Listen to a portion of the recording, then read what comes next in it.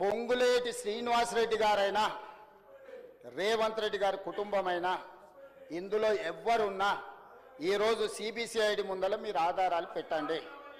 అధికారులు అందరూ సభకు రాని చంద్రశేఖరరావు గారిని మొదట రాజీనామా పెట్టించండి. సిగ్గు లేకుంటే మాటలు మాట్లాడతారు.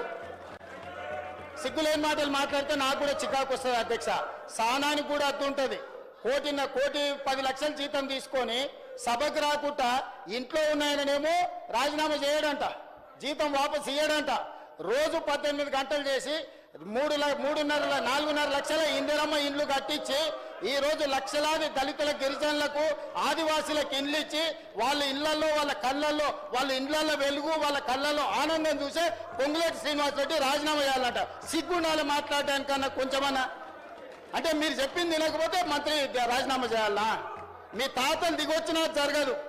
మీరు అనుకుంటారో మీరేదో అరుస్తే గోల పెడితే వింటారని. మీ సంగతి అంతా తెలుసు. మేనమావకు చెప్పినట్టు ఉంది పుట్టింటి గొప్పలు. గురువింద కింద ఎంత నల్లగుందో తెలియదు. వాళ్ళ కింద ఎంత నల్లగుందో నాకు తెలుసు. నేను మొత్తం చూసి వచ్చినాను అధ్యక్ష. ఇక నేను ఎక్కువ చెప్తే బాగుండదు, చిట్టా చెప్తే అసలు బాగుండదు. ఒకటే అధ్యక్ష,